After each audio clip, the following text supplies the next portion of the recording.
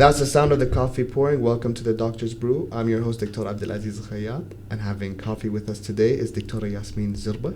Welcome, welcome. Hi, thank you so much. So happy to be here. We're excited to have you. Today we're going to be talking about volunteering in medicine. It's a side of medicine that is almost a requirement for your residency applications, for med school. But I think volunteering speaks to the true heart and altruistic side of medicine. So we're going to get into the nooks and crannies of volunteering as a medic.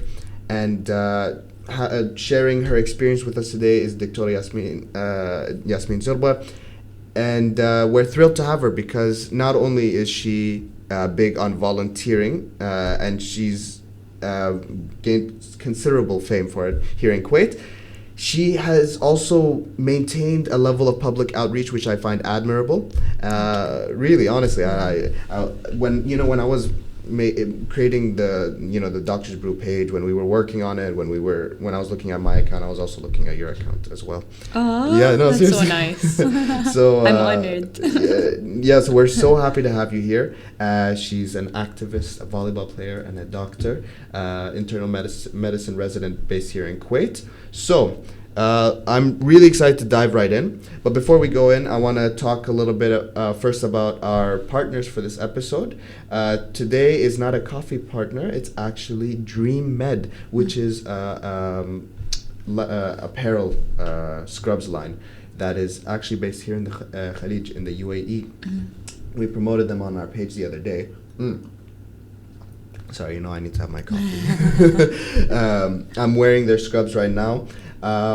They're a really cool brand. I love that they're local. I love what the initiative that they're putting forward, because I do think that, I was looking around and seeing, we touched upon this in our fashion episode with Hella.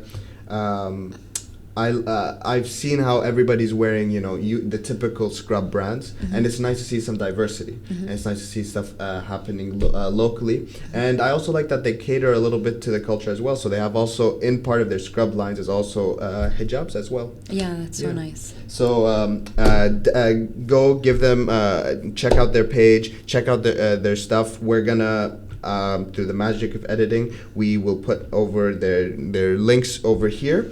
And also, if you use the link on the screen right now, imagine it here, it's gonna pop up. You can get a discount with them. So really encourage you guys to go check them out, especially now that it's the summer and everyone's if you're a newly graduated medical student and you're starting to go, you're about to go and start working, and you need scrubs, check out Dream Med. And now let's dive in. As usual, we discuss the coffee. Today's coffee is from CAF. It's really good, guys. It's really good, right? Yeah, it's really good. It's really What good. was it called? I think it was Brazil. Yeah, where did I put the coffee? Well, I put the coffee, I think I lost our coffee I think bag. It was Brazil. But no, it was Brazil, right? yeah. I specifically picked that. Yeah, okay. Based off the flavor profile, Yeah. because I like my coffees less sweet. So it had more of a nutty, caramelly type. Yeah, it's pretty good. Yeah. It's my first coffee of the day, so that's why it's giving me life. Yeah. So, I love the fact that you take your coffee black as well. Oh, yeah. Yeah? The only way that people should be drinking coffee is black. Okay, I'm gonna question though. What do you think of people that say that their preferred coffee is Nescafe? I don't consider that coffee. Ooh. But I think maybe they find the flavor nostalgic. What do you mean? I feel like it's something like it has a certain scent that no other coffee has. That's true, actually. And it has a flavor that no other coffee has. And it was something that we just grew up around. True. Nescafe, everyone grew up around Nescafe. True. So I feel like it does have like a level of nostalgia to it. Can I be honest? Yeah. I'm ashamed to say this. I can sometimes crave a Nescafe if I smell it. If I smell it in the hospital. There was times in med school when I didn't have my fancy equipment to Yeah. be able to make the best coffee. A lot of times. Or when you run out of beans. Yes. I do that when I run out of beans, or if I smell it in the hospital, and then I'm like, I'm actually craving a cup of Nescafe right now. But I definitely think it's a nostalgia thing as well. It's like a in time of need it's thing, there. and it's a nostalgia thing as well. But have you ever tried someone once told me to do this, and it was I tried it and I didn't think I'd like it, but instead of water, use milk. My friend taught me how to do that. Actually, it's really good. It's weirdly good. It is really good. It is really good. And I've done that when I used to have my coffee with milk and sugar. So now you don't have. Then I stopped. Yeah, I actually stopped during med school. Really? Because I feel like I would need the energy that coffee gives me without the crash that sugar gives me. That's true. Yeah. As I would notice that sugar does give you a crash. Well, how I got into drinking coffee is Cuban coffee.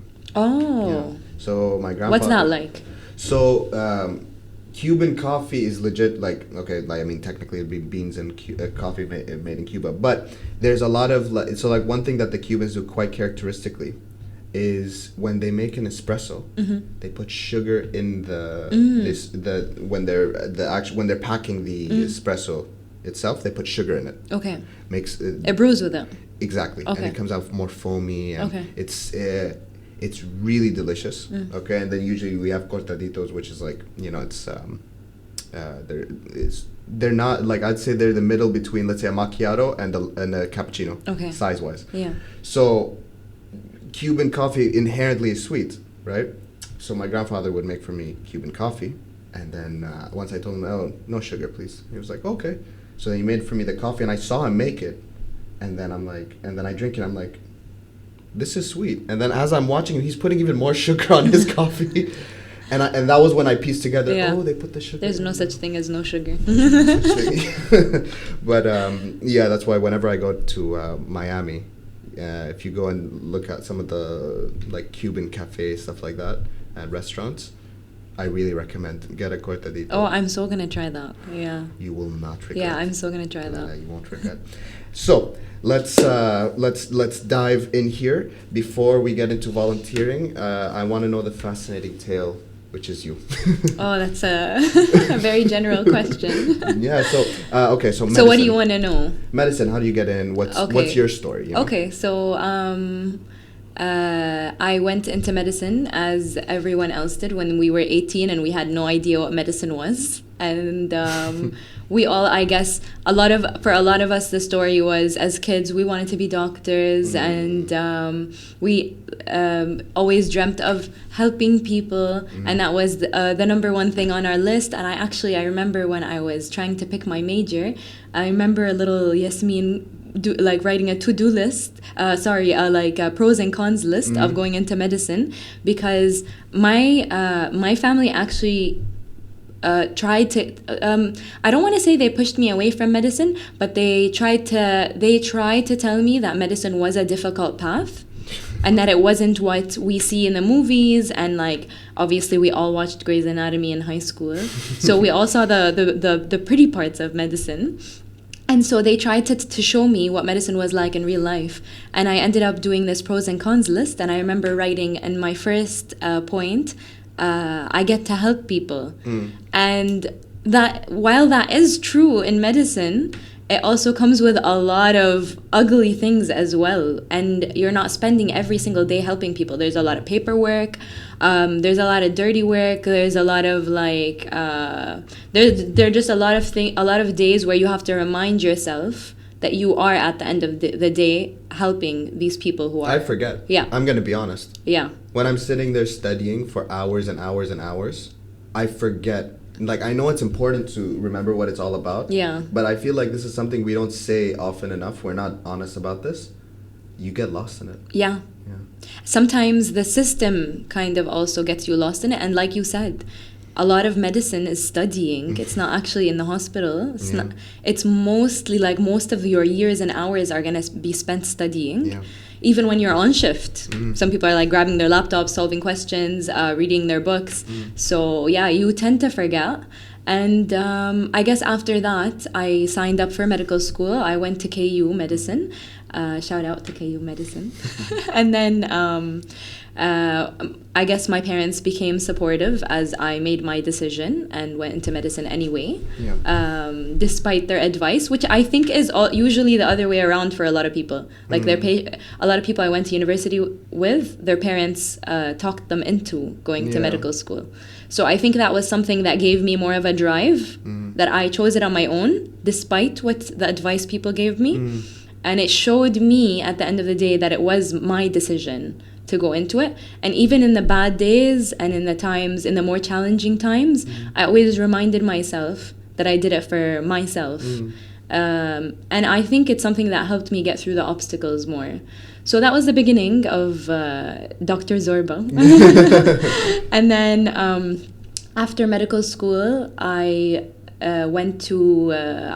decided to continue residency here. And so now I'm in the Kuwaiti Board of Internal Medicine. I am in my 3rd year of residency. And I guess all of this introduction that I'm giving is a very minute part of my life because I make sure to have a big life outside of medicine. I love that. Yes, love it. You have to keep your life outside of medicine. It keeps feeding yourself and feeding your soul. Keeping your cup full will help you give when you are at work as well. So do things outside of medicine, like projects, things that are not necessarily medicine related. 100%. So if you were to start a podcast, would you make it medical related? I guess people do need to hear. I'm failing at this work-life balance thing. I guess people do need to hear about what happens in hospitals because a lot of my friends will ask me.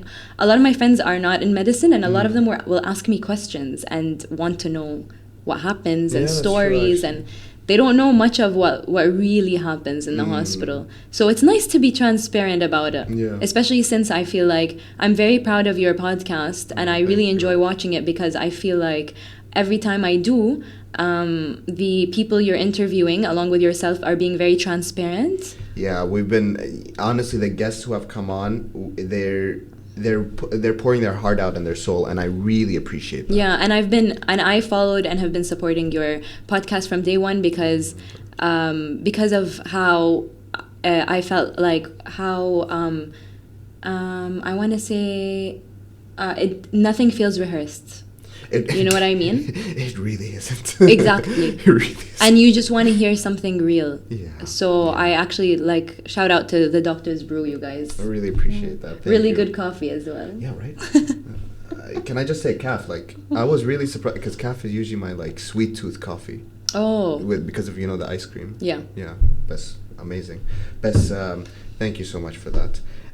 Now, I want to ask, since you're for me, you're in my head synonymous with volunteering in medicine. Seriously. That's nice. I'm glad I've come to that. Really, honestly, and you should be so proud. You should be so Thank proud you because so much. what a great thing to be associated with, you know? Good people points, good person points for you. Yeah, thank you. When you went into your med school interview, when they asked you, because I'm sure they asked you, why did you want to go into medicine? What did you tell them? That's a very good question. We actually don't have interviews in Kuwait University. I don't know if you know that. We have an exam. We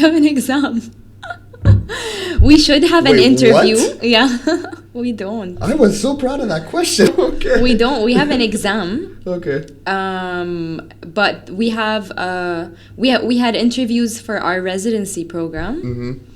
And I guess did you ask me why I went into medicine when they asked me why I went into medicine? Yeah.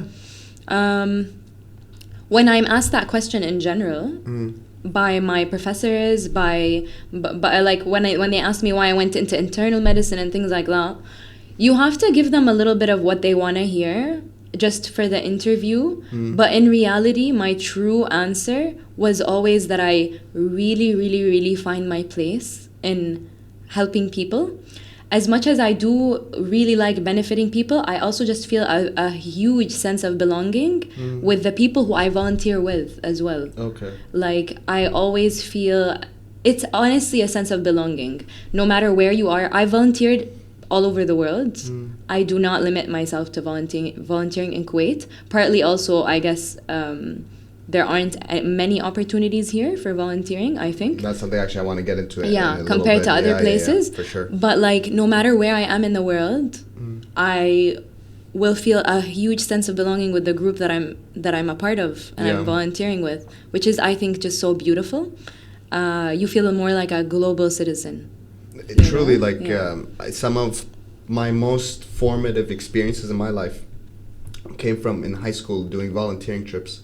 I went to Vietnam and Nepal, and they were, I'd say, formative things that really molded my worldview. Yeah. I think it's something that we need to have more of. It changes you. It changes you. Yeah, it does. I remember when I was in Nepal, I saw some. We were going to. I forgot what. Someone was giving us a presentation about some local sustainable efforts, and I saw some kids rummaging through the trash for food, and I got so heartbroken, and it checked for me my privilege in life, and I think it's something that I feel everybody should have, especially in Kuwait, where on average, not everybody, that's not fair to say, but on average, especially the Kuwaiti population, we're quite blessed. Yeah, we are. Alhamdulillah, yeah, we are. But like a lot of people, I guess, here as well, because there are not many opportunities. I'm very proud of Kuwait for being like a very giving society. It is. Yeah. I think they're very giving, and they do volunteer their money a lot of times and incentives. That's very beautiful. I think anyone who does have the capability and the time to actually volunteer themselves. I think that experience is just something that I wouldn't trade for the world. Yeah. It really does shape your personality in a way that when you meet someone else who does it as well, you just feel an instant connection as well. Just in the way that you start to view the world, it's just very, very different than like my personality before I started volunteering and my personality after. Really? Yeah. I think my view on the world, my view on myself, and just borders as well, it gets so deep very fast. Yeah, I mean, it really does, at least for me, I felt like it does kind of destroy the us versus them mentality we have. We're all human beings. Skin color, race, language, everything just melts away because you just you're all you care about, and that's one of the things I like about medicine. Is patient comes in, they're patient. They're not male, female, this race, that race. They're that patient. Although, if we want to get political, sometimes all over the world, there's political things that happen that kind of impair medicine. And the kind of the efforts we try to do to be equal. And like we still try to like ignore those efforts and we like do our give best. Give our best care. Yeah. I think that's one thing people maybe from the public don't understand from us. We try our best. We're not perfect because, I mean, for example, a lot of studies have shown I believe in the UK or the US, systematically people from minority races receive poor quality healthcare. Right. But I will say that is a problem, and what I appreciate is, for example, in med school, in Manchester, they were teaching us, saying, this is an issue and this is something you need to work on, and it's something that we're trying to be better at, and we're learning. Yeah. Sorry, we got deep there, veered off. But so, how did you get into volunteering? Okay, so I don't even remember what started everything, just because it was such a long time ago. I've been volunteering since I was in school. High school? Yeah, since I was like in high school. Very cool. And I would just take any opportunity to volunteer. I was also a part of the IB program in my school, and so we had hours that we had to do. That's what opened my eyes on the volunteering opportunities in Kuwait, which I thought didn't exist. But for example, there's an organization called Catch, and it's a Kuwait association for care of children in hospitals. Oh. Yeah, and I did that in high school. Wait, oh, that one, yes, Yeah. when they opened Beit Abdullah. Right. It was also Beit Abdullah, and then Yes, they I went took to that. Okay, yeah, they yeah, took yeah. like student groups that wanted to volunteer in Yeah. Razi as well, and like different hospitals where literally all you did, it's actually fun. Like Mm. all you if you like to play with kids, that's what we did. We sat there. We like. For example, I volunteered at NBK, which is the Children's Cancer Hospital as well. Okay. And what we did was we would sit in the game room, and any of the patients who walked in, we would play with them. We'd play PlayStation with them. We'd color with them. And basically, you're volunteering to draw a smile on their face. That's it. What if someone? Okay, one question. They I've will not always remember had. your name. No one will. No. Yeah, no one will. Yeah, years down the line, they'll probably remember. Oh, there were volunteers that used to come and play with me. Yeah. If they remember anything But the at all. effect is what's more important. Exactly. You're making their treatment in any way that you can a little better. What would you say to people that ask, "What if I don't have the stomach for it?" Like I mean, one thing that always, for me, especially in high school, because I had those opportunities to go to cancer hospitals, for example. But for me, I felt like that was too much on me. Okay. That is something I can't. I couldn't deal with. Yeah. You know, looking back, would I say that's a good? No. Like I feel like no. You should still go and try to expose. But what would you? You know. Honestly, I would say that when you volunteer for anything and anywhere, volunteering is something that's first of all by definition 100% optional, 100% willful, like by you. It should not be forced upon you. There shouldn't be even like an incentive. Like if you volunteer at the end of the course, we'll give you credits. Like that defies the purpose of volunteering. You're touching on something Yeah, interesting. it defies the purpose. It should come from deep inside of you. So and also people they sympathize or empathize with different causes. So if someone wants to empathize with cancer patients because someone in their family had cancer, and it's just a very close cause to their heart, that's totally understandable and that's totally fine.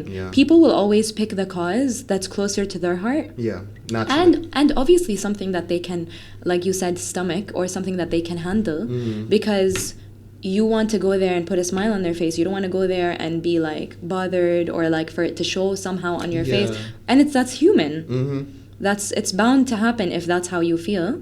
There's always other opportunities. When I was in school, other than the cancer hospitals and working with kids, I also did Go Green, which is a like an environmental group, and we were just trying to spread awareness about recycling and about things like that. So I did a lot of different things. I also, when I was in the States for like a couple of summers, and people would actually, like in my family, would actually laugh at me because I would go to the States, and family friends and stuff.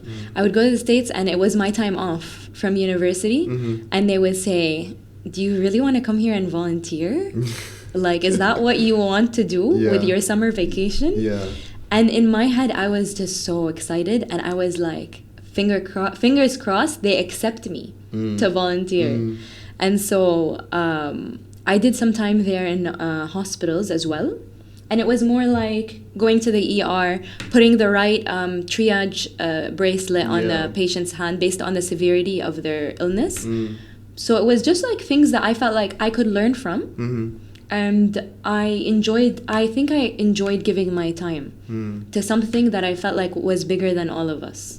I think honestly it makes you a better doctor. Thank you. It really does. I do think so too. I think it does make you a better doctor. Especially when you like I'd say for me my understanding of the opioid issue and like the opioid crisis, at least in the States, one thing that made me really understand it was when I went in the summer in LA. I went and volunteered at a homeless shelter. And no, sorry, not a homeless. It wasn't a shelter. It was. I'm trying to think. I don't want to say the term soup kitchen. Oh, I know what you mean. Yeah. Like a place where they come and they have a meal, right? Yes. And I was chatting with one of the people who came through, and he was saying how he had a job, he had a family, a house, and everything was very normal for him, but he had some sort of an accident. and then and because of the pain from his back injury, he was prescribed opioids, and then from there it spiraled For sure. into, I think, heroin. And that was a frame shift for me, because he was this guy who was he was just a patient. And look how a single prescription, what it did for the rest of his Right. life. And I don't forget that whenever we're prescribing. Yeah, see that, like that does make you a better doctor with prescriptions and stuff. When you're when you have exposure to people like other people would view as, oh, those people are just drug addicts. Yeah, yeah. But you know that some of the cases were actually like doctor induced. You know what I mean? Absolutely. Yeah. So it makes you as a doctor just more careful prescribing, and maybe even more careful with follow-ups. Yeah. Absolutely, because you know the value. You've seen it. You've worked with it. Right. You know? Right. From volunteering, have you had any sort of moments that really stuck out as like big for you? I have some moments that stuck out as big for me in good ways and in bad ways. Yeah, like I would say maybe in good ways, I recently went on a volunteer trip with a group called Sahabat Amal. So shout out to Sahabat Amal as well. I saw on your Instagram, yeah. Yeah, I went with them to Sri Lanka, and we were basically, the volunteer work we did there was not only medical, which I enjoy, by the way. I feel very blessed, alhamdulillah, to be a doctor at this point, and to be a doctor who's even like progressing in her career to the point that I can by myself sit in a clinic and know what to give, know how to diagnose, know what to give every person as medications and stuff. Right. That like not all volunteers can do that. Yes. You know. That's like it's a skill, like you said. So I feel very blessed to be able to give in this way, after I've been giving in like so many just like average any layman way before, which is also very important. But I do feel very blessed for that. But so when we went to Sri Lanka, we did both. So some of our visits were just to elders' homes, where we went to an elder home and we were giving just things that they might need. And I think something that stuck out to me is there was a lady. It's just so nice and very, very sweet that we're trying to give to these people, but they're actually trying to give back to us. It's so crazy. And they have nothing. So what this lady was like telling us is, would you guys like me to sing to you? Really? Yeah. That's amazing. This really, like this over 70-year-old lady was like, would you guys like me to sing to you? And we were like, of course. And she put a smile on all our faces. So, and we went to this other very, a good singer? She was, I couldn't understand what she was saying, but she was a good singer. That's amazing. That's so cool. That's really cool. Okay. And like her energy was just contagious, to be honest. We went to this other like small village as well, and very, very poor village. When we walk in, they give us all coconuts with like, coconuts to drink, like coconut water. Yeah. And like flower necklaces. I just felt like, wow, we're coming to a place to give them help. Yeah. And they're trying their best to give us something in any way. It's just so beautiful to see that people who have almost nothing are just trying so hard to give us something as well, and like spread the joy. I had a similar experience in Vietnam, because when we finished volunteering, we were building a house. They gave us bananas that they grew. That's so beautiful. The exact same feeling of, there's not much to give, yet you're opening. Yes. Wow. I think another beautiful moment, let's say, about like the Sri Lanka trip was the last trip I went to, so it's very fresh in my head. Yeah. But this girl also at a school I went to, so we were teaching the students. We went to each class. That day was actually very tiring. We went into every single class, and we taught them basic skills. Like, for example, if someone was choking, if someone has a burn, how do you treat the burn, like, immediately? So this one girl came up to me and she was like, Dr. Yasmin, today is the best day of my life. And I was like, what? And she was like, because you guys came and visited our school. This is the best day of my life. Yeah. And I was so touched by how much they enjoyed seeing us, and like how much they enjoyed just the class, you know, that maybe if it was taught somewhere very privileged, Yeah. they would try to get out of it, Yeah. you know, they try to skip it maybe. Yeah, yeah. I think we take a lot of things for granted. Yeah. And when I come back from all of these volunteering trips, that's how I begin to appreciate things all over again and even more. Yeah. It's a nice reminder. I just wanted to share one more thing as well. We went to a women's shelter in the States. Oh, yeah, okay. So obviously everywhere you volunteer is going to be very different. Of course. In Kuwait, in the States, in third world countries. Mm. In the States, I went to a women's shelter, and it's the first time that I knew that these shelters exist. Mm-hmm. And what happens there is basically when someone complains of domestic abuse, they can go to this shelter. It's a safe place for them to go to. Free of charge. That's amazing. No one, and what's funny to me is when I came back here and told my friends, no one knew that this place existed either. Yeah. And they're not allowed. So the women who are inside, when someone comes from the outside and asks about them, they're not allowed. They're not at liberty to say who is inside. They're like, we cannot confirm or nor deny that this person is here. And it's just to give them a safe place, like you said. Yeah. This helped me work-wise because I now because I worked with all these women, I will now just keep it in my head that maybe the people coming in the hospital, I'll ask about domestic abuse. I'll close the curtain, I'll kick everyone out, and I will ask the lady if I suspect it, and I will tell her you should do something about it. Do you mind if I ask what? Because I've wondered in the UK there were very clear pathways that we had to follow. What are the pathways, or what's your approach here in Kuwait? Okay, so from what I understood from asking about it here as well is that we don't have a very clear pathway. The woman has to want to complain. Okay. So there's no pathway from the doctor's perspective. Yeah, well, a similar thing in the UK. Okay. You can never, if someone is victims of something, you can't ever force them. Yeah. You know? But what is, for example, how do you approach them? How do you help? What do you do as a doctor in Kuwait?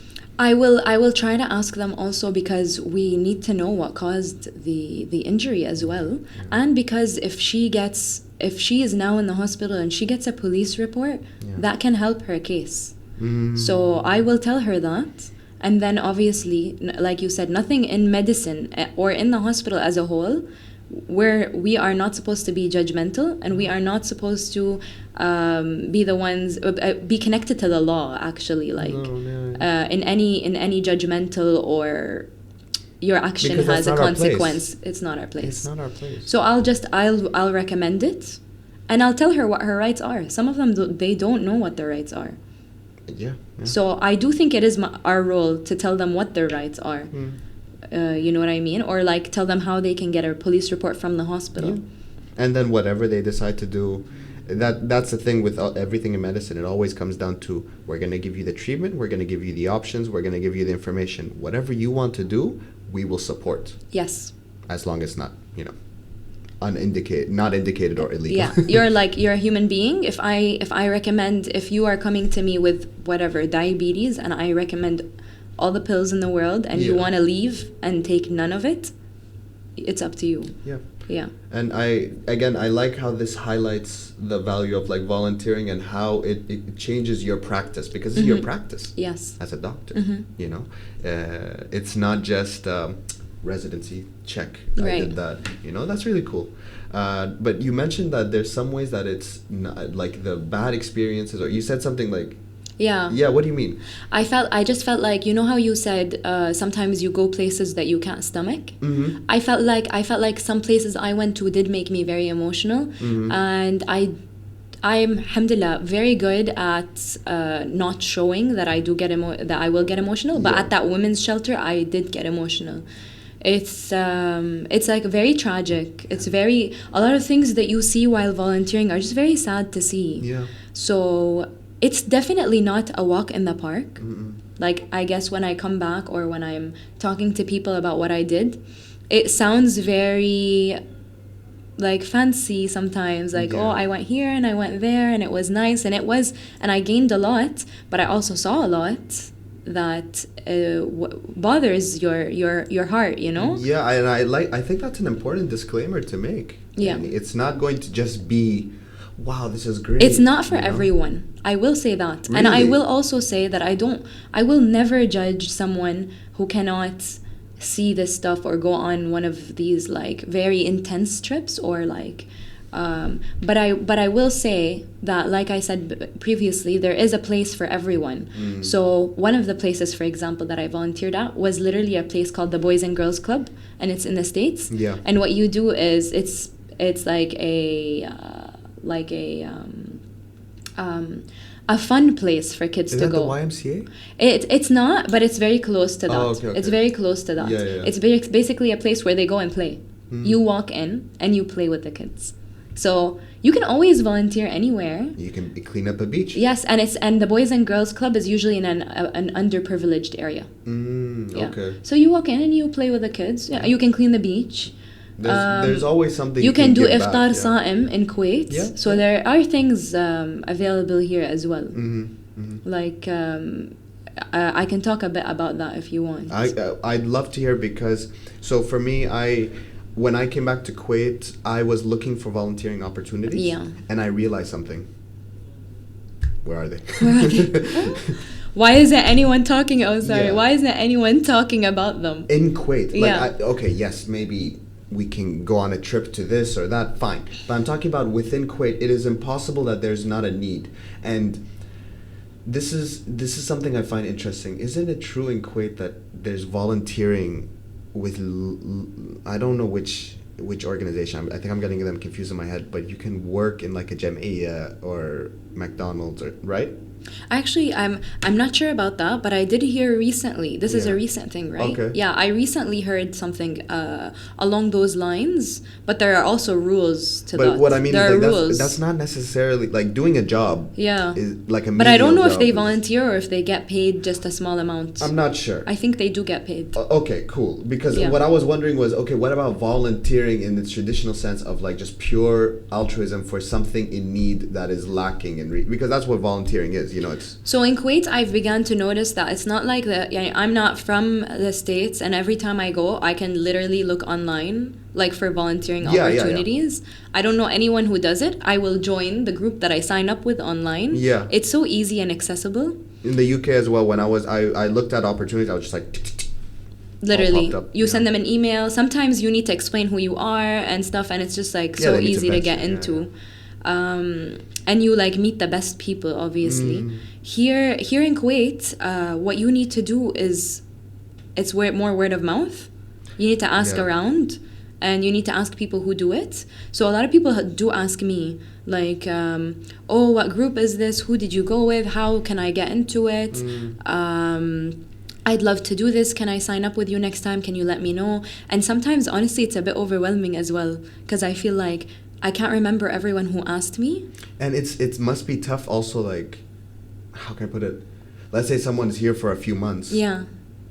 You can't just be the secretary for all volunteering in Kuwait. Right. You know? And I honestly sometimes forget who asked me. Yeah. Like a lot of people, after I post something, a lot of people will go like, oh, where was this? Where'd you go? Can you let me know next time? And I'm like, I lost track of how many people things asked function me. in Kuwait that way, sadly. So I think that there is a need for like a website of some sort, not just like groups who are based off of Instagram. Yeah. Maybe a website so it would be easy to Yeah. access on Google, and maybe like a proper sign up. But there are groups in Kuwait that do a lot of good work. There's other than the group that I mentioned, Sahabat Amal, there's another group as well. I can't remember their name, to be honest. But there's one called Zajil. I think Zajil al Khair, something like that. But there are a bunch of groups.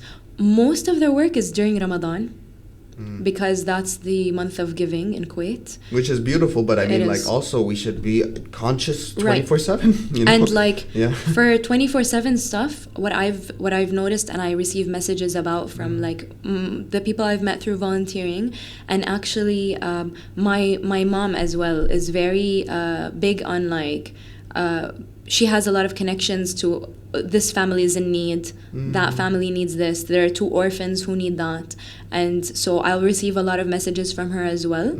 And so I think I get a lot of this also from my parents. Oh, that's amazing. Yeah, so it really came from the house. Yeah, That's really cool. I do think that, like, definitely my house is very supportive when it comes to doing any sort of volunteer work, and like my mom and my dad will always support me. If I say the word I'm going to volunteer, it's like an immediate yes. That's amazing. Go. That's really great. Yeah. I wish, you know what, one form of volunteering I wish would make more of an insurgence back in Kuwait is like animal shelters and stuff. I'm not sure if Pause is still, I remember Pause was big. I think Pause is still running. Really? But I think they don't have, I think all of the animal shelters in Kuwait don't have like the funds. Yeah, and it's kind of sad to see, because I feel like in Kuwait we do have a big issue with animals and animal rights as well. Really, like, you know, the other day I was in Shweikh and then going to a cafe. I just walked from my car to the cafe, and a dog comes out and starts barking, and it was about to attack me or whatever, because it was scared, poor thing. Yeah. You know, because we have that issue in Kuwait. Yeah. And I feel like if more people were involved in volunteering, there would be more sympathy and more movement towards that. Right. Sorry, that was kind of outside of medicine right, there, I but agree. it's just a thing for me. I love dogs. It's a part of, I think it's a part of, like, just wanting good for not only us, like other humans, but like living creatures in general. Yeah. 100%. That's in contrast to the moth that I had to kill before we recorded this episode. There was a moth flying around the room. It was not a moth. It was a giant. It was a giant moth. It was a plane. It was a giant. It was a plane. It was a moth on steroids. Literally, it was huge. And you could see its eyes. It was looking at my soul. Anyways.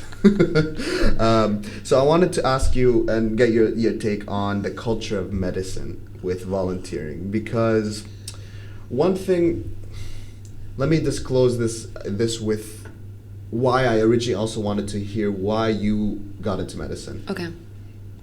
I've always been kind of, one thing that I have mixed feelings about is when you go into an interview for whatever, and everyone knows the cliche answer of, oh, I want to help people, I think in medicine we want to help people. Right. Yes. But in the end, it's also like, there's this double-edged sword in medicine. We see that sometimes, like, for example, in the UK right now, you can see that the junior doctors are striking. Right. Because they feel like people are they're abusing their altruism. Right. You know? So there's this double-edged sword of, I want to help people, but I also, this is my job, that I want to be paid. Yeah. You know? Especially since it's not an easy job. It's not, exactly. So what I'm wondering is, the culture of medicine, a lot of programs want to see you volunteer, and stuff like that. So are they kind of weaponizing, like, altruism in medicine? This is not just from programs, I mean, but generally us as people. Do we have in medicine this culture of, we're going to abuse the fact that you are altruistic? Do you think we have that? I feel like in many programs, not just medicine, but when I was in high school, I just remember everyone trying to prepare to apply to different universities all over the world. And I remember everyone trying to sign up for any sort of thing that had the word volunteering in it, because it looks so good on your CV. Right. To that, I would say, like, I don't blame them at all. Even the ones who don't want to volunteer at all, they just want to get in. So, and it's kind of like they have to do it. And they're doing something good in the end, so it's like... I don't blame them at the end of the day. I do think that it is if I was a program director and this person had a lot of volunteer work on their CV, I would be impressed. Of course. Do they abuse it? I don't know. If I do know that it is a necessity. Yeah. I don't think they would. I think when it comes to scores and when they narrow it down to 2 people, if someone had more volunteer work, more extracurriculars compared to the other one, I definitely think this person would be picked over the other one. But the question is, does that by definition defeat the purpose? Yeah. Does that make it seem like hollow? The person has to do it instead of wants to do it? Exactly. Like, do we really want people to be volunteering in medicine because they feel like this is something to check off their box? Or I don't want that. I don't know. I personally don't want that, and I wish that somehow there was a way to control it or but the only reason I'm saying this is that sometimes this is the dark side of volunteering. Yeah. Okay, but sometimes in the dark side of volunteering, you would be there with a group, and it would be so obvious who doesn't want to be there. Yeah. But is there. Yeah. And like how they say in Arabic, محسوب علينا. So like they're like, you're 5 people in this group, okay, you have this task, and then 2 of them actually don't want to be there. Right. So you're 3 people doing the work that 5 people should be doing. Yeah. Or you're 1 person doing the work that 5 people should be doing. Yeah. So that's what I mean. That's the problem with sometimes now making this just another thing to check off. And that happens, I think, in volunteering in everything, not just medicine. And the reason is that obviously people are doing it for different reasons. Some people are also doing so like one person's there because her friend is there. Yeah. And another person's there because it looks good that she's there. Yeah. So I guess this is something that we can't ever erase because it's the way humans were like function and are wired. Yeah. I do think that maybe talking about it more and the group having a more tedious process of applying to the group maybe would make it a little better. Would maybe take out the people who might not want to, or like maybe the group reviewing what has happened in that trip or in that volunteer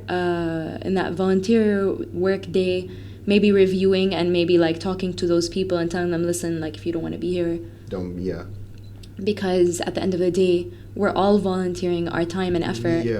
And for people in medicine specifically, we're taking official leaves. Like I took an official leave. Yeah.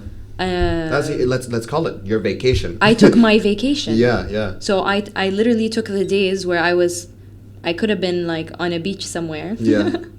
to go volunteer. Yeah. So you wish and you would want it to be like a pure volunteer work experience. Yeah. And I mean, it's a double-edged sword, isn't it? Because also I'd say, looking back to when I was like a dumb little high school kid, I'm also appreciative for sometimes being forced into those opportunities to volunteer and whatever, because they expanded it's kind of like a kid who goes into a class that he doesn't want to go to. Yeah.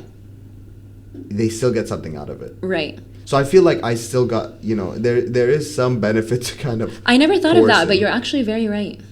I guess for some people who would have never thought to join themselves, it might actually even open a huge new part of their personality. Exactly. Yeah. Absolutely. So that's why it's kind of weird, but equally, it's kind of, I guess sometimes it's frustrating to think, should doctors be, not is it good for them to do this? It's good for them to volunteer, yes. But should it be expected? Should it be expected? In their free time? Yeah. To be volunteering? Especially when it's medical related. I'm really focusing on medical related volunteering because that's similar to what we talked about with, work-life balance and whatnot. Yeah, and it's like a skilled volunteering that some people really, really need. Yeah. They have limited free time. Should a doctor, they clocked out from the hospital, they have 2 weeks off, should they be expected, right? You need to go back out so you can be... if it was up to me, I would say no. The definition of volunteering is for it to be out of free will. Yeah. So I would say no one should be expected to volunteer. And part of the reason why I do volunteer is that I know I'm not expected. I'm not expected to volunteer. And people, like at this point in my life and at this point in my career, most people around me don't. And there is no expectations for me to volunteer, to the point that when I take my leaves to volunteer, they're in shock that I took it to go volunteer somewhere. Because they think in their head, okay, so you're taking days off to go work just somewhere else. And this level of shock is showing me that they're not expecting this of me. Well, what I wonder is maybe if really the medical institutions value that we volunteer. I hope so, and I hope that they start to value it more, because I do feel like, for example, I do feel like if you're going to do, for example, if you're like an orthopedic surgeon and you're going to do some, like you're going on a trip to Kenya to do some operations that are not available over there, and you bring all your equipment and stuff, then should that be taken from the doctor's vacation days? That's what, that's what I'm also wondering is, what if, maybe institutions create spaces to help. So like, for example, like in high school, okay? If you were to go on, like when I went on our volunteering trips, those were coordinated with the school, and they were excused absences. Right. They didn't say that I ditched a whole week of school. Yes. My test got moved according to that, blah, blah, blah, blah, blah. So what if similar things can be made, I feel like if they did do that, a lot more people would volunteer. Which would be a great thing. It would be a very great thing.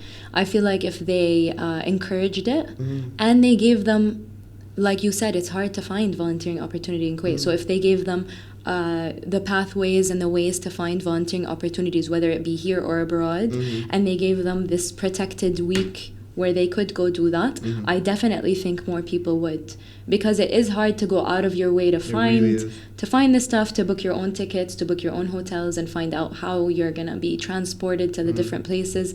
It's a lot more effort. And let's not forget that a lot of our vacation times as doctors training, like non-consultants, they're on tests, they're on exams. That's one thing for members of the public that I think they don't appreciate, is that when we take vacation, we're like, oh, vacation time, so I can study 12 hours a day instead of just 6. Right, and you're thinking, oh, I can't take time off in the summer because I have an exam in August and I need to take a week before my exam because I need to study. Because I can't study if I'm working and doing on-calls. That's you cannot study with on-calls. Zero, not possible. That's 100% true. So maybe the issue with volunteering in medicine doesn't lie on kind of programs expecting it for people to get accepted, but maybe the issue is for, employers, medical schools, whatever, to create more space for us to take those opportunities. I would love that. That would actually make me very, very happy. And I think, as we were talking about with your practice, it might pretty sure it would make better doctors. I'm pretty sure it would. I would love to see, and my coworkers, when I come back, are very excited for me to tell them stories of what I did and where I went. They'd want to see pictures and videos, so I know that, like you said, the type of person who wants to become a doctor is someone who wants to help. So I know that they all have it in them, and that they just want an opportunity that's and an easier way, like an easier pathway to doing it. That doesn't totally, let's say, just flip their life. And take away from their freedom. Because equally, let's say I'll be honest, someone comes to me who's a fellow trainee and says, I have only a week of vacation because the rest of the time I use it for exams. And they told me that I don't know, should I go on this volunteering trip or should I, sit and relax for a bit? I'll be like, bro, relax. Like, you need it because when you come back from one of these trips, you're tired. Like, you're exhausted because you're out from the morning, like early morning. You have to do a lot of preparation and also a lot of man labor, like carrying stuff. And it's really not in any way luxurious, I would want to say. Like, when I came back, a lot of people asked me, oh, do you think, based on my personality, that I would want to be there? And I was like, I would love for you to be okay. I would love for you to be okay with being there. But if you're going to volunteer in a third world country, don't expect luxury. Oh, yeah, absolutely. Don't expect that you would be staying at a resort. You know what I mean? And I'm sorry, but you're gonna see insects. You know what I mean? I feel like that was a dig at me and the moth. Okay, I do not like insects. You're gonna see insects. You're gonna see stuff, and you just kind of have to pretend you don't see them, and you're gonna have to keep working and and it is very, very rewarding. It's very rewarding. I'm 100% Like I 100% know that I really love to volunteer because I actually don't even post all of the times I volunteer. Yeah. Like I will post a big trip, and when I post, sometimes it's more of like an appreciation for the group that I volunteered with. Like a shout out to them. I feel the need to recognize them. Sometimes I want other people from the public to know that they exist. Yeah. But like I volunteered many times this year that I didn't even post about. It's, I really do. There is a fine line because there are people, and I've seen it. There are people who do volunteering, blah, blah, blah, just for the likes. So sometimes in my head, when I come home, like especially during Ramadan, when I come home from like a volunteer activity, I'm like, I have the photos. Yeah. Should I post something? But there's also, there's the other side of it, which is, look at me, for example. I see your Instagram, I go, oh, wow, she's really involved. Right. So if I want to go volunteer, I know where I can, oh, look, you tagged this account. Let me click on that. Right. And like, so that's why sometimes I convince myself, my first instinct is don't post to myself. That's, okay. My first instinct is, Yasmin, don't post. And then, so when I was in Sri Lanka, I didn't even post one photo. I posted when I came back. Because first of all, I'm very involved in what I'm doing. Yeah. And if someone takes a picture of me, it's usually someone who took a picture of me. Yeah. Like, for example, a media guy who's with us on the trip. Or so it wasn't you sometimes there is like, yeah, sometimes there are people with us. And then, or sometimes if I'm doing something in Kuwait, it's someone who was taking a photo because for their own, like, because of so people can know about this group and sign up with this group. But like my immediate response is it just feels wrong to like post that I'm helping people. But like also, and then after when I finish, sometimes I feel like there's nothing wrong with it. I will introduce people to this group. I will show people that this can be done. And I also will share what I think in my life was a beautiful experience. That's what I was going to say is there also like, isn't it also not fair to say, you know what, I felt good. Yeah. Why is it I'm allowed to take a photo of my burger? You're right. But I'm proud of this. If anything, I would argue that I would rather people show off volunteering than show off their cars. Why is it more socially acceptable to be like, oh, look at the car I just bought? Yeah. But it's not socially acceptable to show off, look at the people I helped. I totally agree. I think it's something you think twice about if you are the type who like has a very like a very awake conscious, I would say. So I think you would think twice about it. But like, yeah, I do think it is. People will talk. People will talk, and if you know why you're doing something, and if you know your very pure intentions, then it shouldn't bother you. Sometimes we have to remind ourselves that you're doing it from the heart, and so you don't care what anyone else is going to say or comment because about it's for this. you. Yeah, and surprisingly, well, I don't know. I was surprised. I got so much support when I decided to post about something. So I guess maybe sometimes it's in your head. No, truly, like I cannot stress this enough. I love what you're doing because you're really educating people about this. Thank you so much. Truly, because I like right now, I'm off the top of my head, I want to. There's a million doctor accounts out there, you know. We all know this in Kuwait, right. You know. We all know that everyone wants, you know, as a doctor, and and sometimes people of the public think that it's because we're egomaniacs, which maybe we are. That's fine. Maybe some of us are. Maybe, but it's also because being a doctor is a very public role. You're involved with people, you know. But I think finding a unique edge is difficult, and I think you found an edge that is not only that it's unique, but it's beneficial. I think it's funny that you say I found an edge because I feel like I feel like I revealed an edge that I always had. Yeah. I feel like I've done so much in the past that no one knows about. It's on my CV, but like none of my friends, because when I did it, I did not have this account. I had my private account that I did not post what I did on. So no one knows about like all of the stuff I did, all of the trips I did, all of the stuff I did in the States, in Kuwait, in other countries. And it's because I didn't talk about it. Yeah. And right now, with like all of the support I'm getting, I do feel more confident like talking about it and teaching people where to go and how to go. And I have some of my friends actually who signed up for like future You're a trips. resource. You are a resource. Yeah, I'm happy that you see it that way. I am. Truly, and I hope more people, follow in your footsteps in what they're doing, because, like, I think us as especially as doctors, we get sucked up in the medicine side. For sure. Yeah. Yeah.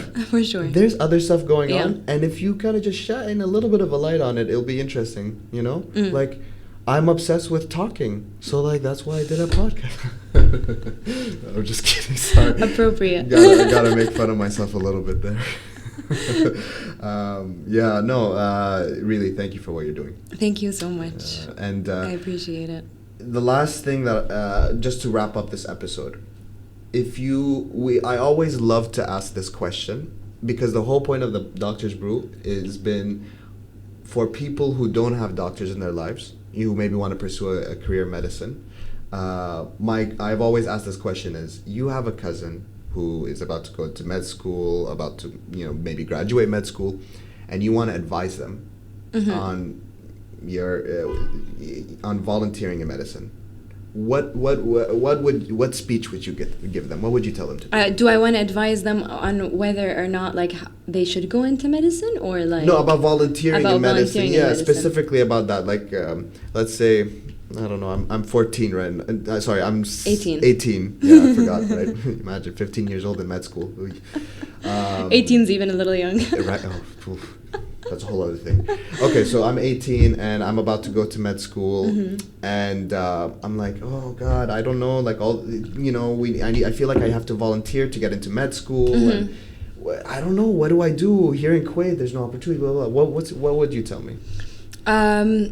I feel like I would definitely advise them about like some groups that they can volunteer with. Okay. I would also tell them that if they are the type of person who wants to volunteer from the heart, not just to get in, that they're in the right field. Okay. In general. I do believe that doctors, although not all doctors are, that doctors should be altruistic, that doctors should be wanting to do good behind the curtains, without the show, without the fame. And if I see that in a doctor, at the end of the day, I don't care about their scores. I don't care about like how many hours they study a day, as long as they are competent. Yeah. As long as they are competent and safe, and safe doctors, and they have this little thing in their heart that will always remind them to help people, I would much prefer this doctor over any other Nobel Prize winning, absolutely. 100 research publications. I would because they're definitely caring for us. So I would tell anyone who goes into medicine, go into it for the right reasons. And I would tell someone who wants to volunteer in medicine that they don't even have to volunteer just in medicine. Just volunteer in general. Give your time. Give your efforts, honestly, like you can also give incentives and money to just people and organizations that are helping the underprivileged. And I just think that what they will gain from this is way more than they think. Not only will they gain a new skill set based on where they volunteer, that will help them in their careers in the long term, and might even help them in their personal lives. They'll gain a new skill set. They'll gain different ways of thinking. And they will gain a support system also from the people who work with them. The best people I've met. You're going to meet like-minded people. The best people I met, honestly. That's great. The nicest people, just people who just want to do good for no reason. They don't want you ask them what their name is, they just say their first name. Like no one cares where you're from. No one cares who you are. You're a human being. No one cares what country you come from. Yeah. you really do feel like you're a global citizen. So they'll also start to feel a sense of belonging in a bigger group. They'll zoom out and see the world for what it really is. We're just all trying to get through whatever this is together. Yeah, and we're all confused. All confused. And we're all trying to heal each other. That's why medicine is there. No matter how old we are, we're all confused. And but we're in this together. We're in this together. Otherwise, you know what? Medicine wouldn't have existed because we'd just be like, right, you're sick? Yes. Okay. So honestly, I would tell the 18-year-old kid who's, and I would say kid because I'm still a kid. There's a song by Blink 182, What's My Age Again? Oh, what's my age again? And the entire message of the whole song is I never want to act my age. And you know what? Yeah, I want to be a kid still. Keep me a kid. Yeah. There's a spirit to it that the childlike energy is a beautiful thing that we should tap into more as boring adults. Right. And my birthday is actually tomorrow. So I just want to put that out there. And you're turning 16. And I'm turning 16. 16. Good answer. And so yeah, I would tell them to go for it. Volunteer in any field that they want to volunteer in, and they will find their way. And if it's not for them, no shame in that. It's not for them. That's awesome. I like that also because sometimes. Yeah.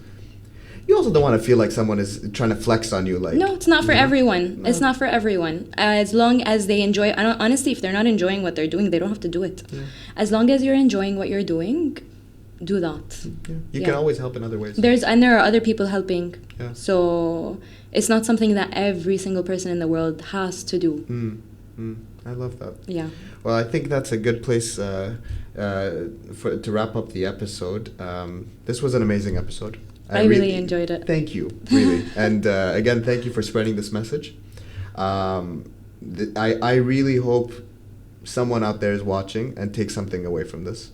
And whatever it is, even if it's one person who just decides to go on your Instagram and click now and say, oh, I can volunteer with this organization, that's a win in my book. So, thank you for having me on the show. And thank you for reaching out. I really enjoyed it. I really support your show. And I really hope, I think if any of my followers are watching this, you guys should follow the Doctor's Brew, and I just want to say that I really appreciate what you're doing. Thank you. Honestly, whenever people send us messages of appreciation, whatever, our response is the same because it's true. That's what keeps us going. Really, so thank you. Thank you so much. Last final shout out, please follow Dr. Zurba on her Instagram to keep up with all of what she's doing and also see how you can volunteer. That's number one. Number two, shout out to our partners, Dream Med. Seriously, support local guys, support local. They're a great brand. Their scrubs are super comfortable, and again, we'll flash this discount code again here because really it's been great working with them. Their team is super nice, and definitely you're going to see me talking more about them in the coming episodes. And again, a special shout out to CAF. Yeah, really good. Yeah, the coffee was really and this cute little sticker. Yeah, right. So that's the last sip of coffee for the day. A final special thank you to our guest, and we'll see you next time, guys. Thank you so much. See you guys next time. Take care. Hope you all enjoyed this episode of The Doctor's Brew. New episodes to listen to with a cup of coffee coming your way every Sunday on YouTube and Spotify. And be sure to follow us on Instagram for all the latest updates. See you next time.